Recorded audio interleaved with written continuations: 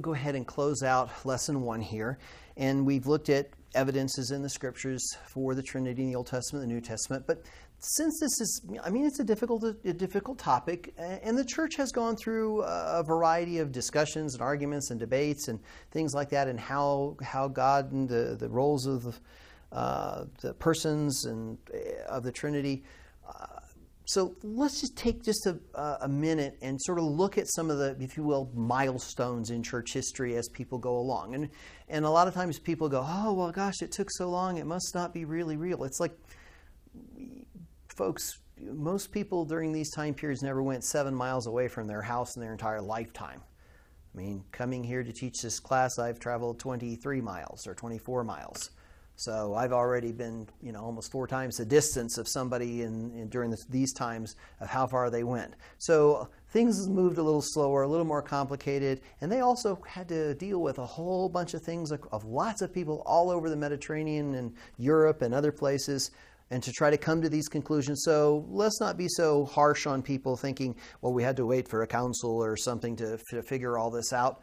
It's challenging, it's time consuming, and if you're trying to come up with the universal for the church, it takes a lot of effort. Put 5 people in a room and come up with an agreement on it.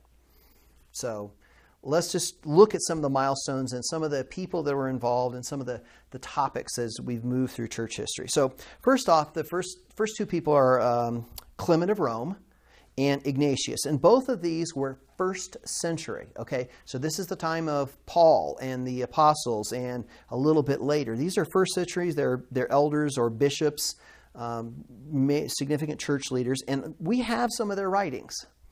And at this point, they clearly believed in the deity of Jesus. There's no question about that. And they also saw a very clear distinction between the Father and the Son. So they weren't the same. Well, the Father's God and Jesus was God. They're both deity and they're separate. And you see that. And you also see a Trinitarian understanding by Clement based on some of these writings. If you look and read his writings, you kind of look at it and say, man, Clement's pretty Trinitarian at this point. So this is like right after the New Testament has been written, or in the final stages of it being written, that these guys are already making these Trinitarian type of observations and comments. And again, at this time, the church was running for its life a lot of times. And so having these kinds of things available to us is pretty cool. Next, we get to a guy named Tertullian. And again, in church history class, there's more about Tertullian. And he was an apologist. In other words, he was a defender of the faith. And this was in the late 2nd century, early 3rd century. So this is the end of the 100s, the beginning of the 200s time period. And he was a very strong Orthodox guy. He was wrote strongly against the heresies in the church. And in one of his writings, it's called Against Praxeas. He is the first to document what is referred to as a Trinitarian formula. As a matter of fact, Tertullian kind of pinned it all out, and then everybody debated it over a while, and they basically came back to what Tertullian did. So he proposed that God was one substance and 3 persons. In other words, one being, 3 persons. So he actually was the guy who kind of wrote down this kind of orthodox definition. And he also was, when he was writing to Praxeas, he was actually attacking Praxeas' idea of what's called modalism, or the changing of persons, or dynamic monarchism, or things like that. There's errant views. We're going to talk about that a little bit later. But he was writing against this. So this was one of those false views that he was going against. Now let's move forward a little bit. We now have a thing called the Council of Nicaea, and you've probably heard about that, the Nicene Creed and things like that.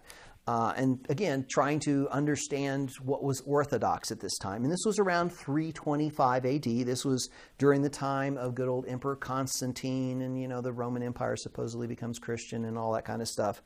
Again, go to church history class lessons and you can see all that. But during this particular time, they were discussing who Christ was, the being of Christ. And this was referred to as the Arian controversy, because the leading guy who's leading is a guy named Arius. And this creates a lot of challenges in church history for quite a while. And they use the term same substance, homoousios, whatever. I'm pronouncing it terribly. And they were trying to delineate very clearly that Jesus was God and not a created being. Well, because Arius, and this is following Tertullian's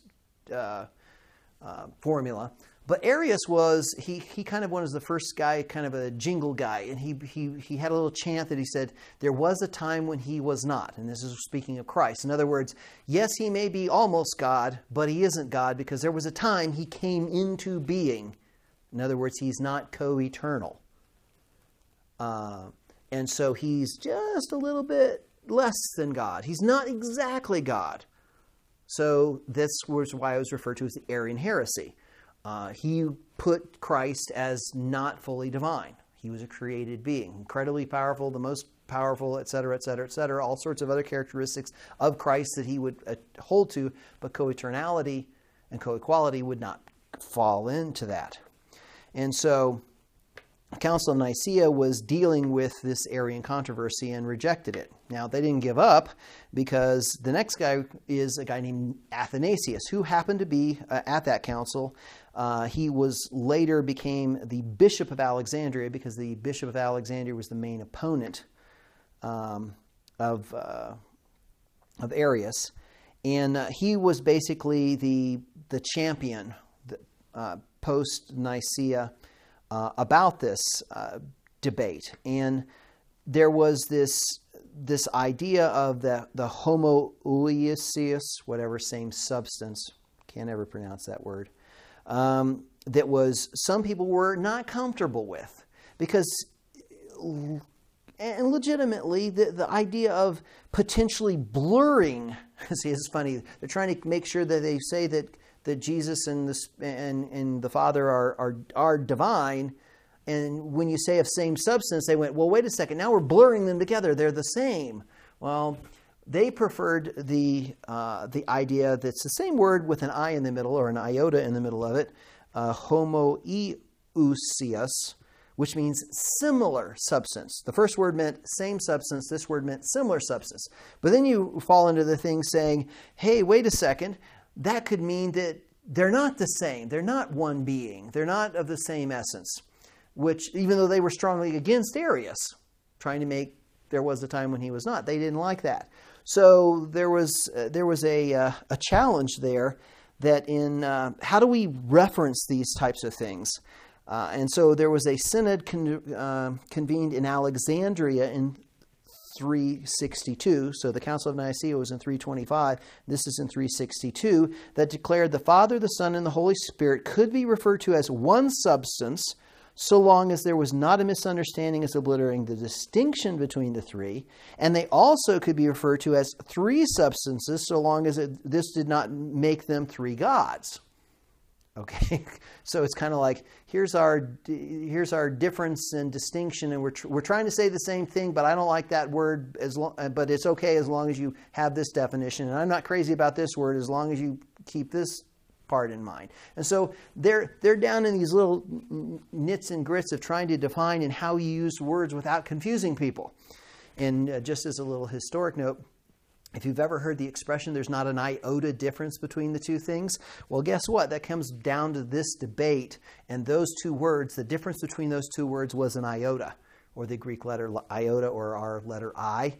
And so the difference between similar and same was an iota. And so when you get the expression, there's not an iota of difference, it means they're exactly the same thing, because that iota was similar versus same. So just a little historic fun note there. Lastly, we're going to talk about the Council of Constantinople. And this was sometimes referred to as the Second Ecumenical, or all of us together, council. And this was in 381, so a little bit after the Synod of Alexandria. And this council rallied behind that Nicene Creed, with Athanasius working behind it, behind the scenes there, and what was established at the Synod of Alexandria. And they basically resolved the nature and deity of Christ and established the form of orthodoxy of the Trinitarian doctrine. Now again, a lot of people really thinking hard, working hard, looking at Scripture, trying to figure out what's going on. And so you can see this is 381. You're talking 350 years after, Jesus began, or his death. And so that's a long time. But it's not to say that, okay, we had to wait here to declare it. People were okay with it. It's when the problems come up and people challenge it, that's when you have to start getting the debates. It's really interesting that we all kind of just presume we know what's going on until somebody challenges us. That's what we see in church history. And we're going to see there are groups today that will still debate this. There are quote-unquote conservative churches that do not have a proper, or what we would refer to as an orthodox Trinitarian view. When we get into some of the false views, we'll point some of those things out. So that kind of wraps up this first lesson. And so the Trinity is really important. We're going to see more about what that goes on. Aberrant views still exist today. Misunderstandings exist today. Cults love to mess with the Trinity, and put forth errant views, which then create new problems. And if you didn't believe the Trinity is important, just look at what cults can do with the idea of the Trinity. And we have to be humble. We have to realize that this description, all of the things that we're talking about in this class, are hard. I probably already confused many of you by even some of the stuff I'm talking about, because we're just blowing through this material. There's a lot to cover. But understand that as we begin to understand who God is as a being, and the three persons, the roles and responsibilities and what goes on, it does affect us. It really does make us marvel. I mean, just what I just said is marvelous, because we have nothing like it. But that is how unique our God is. He is beyond all. He is beyond outside. He is truly magnificent, and in his three persons works and interacts with us, which is pretty amazing for how insignificant we truly are. So I hope you are beginning to be able to say, I love the Trinity. And we'll pick up more next time in Lesson 2.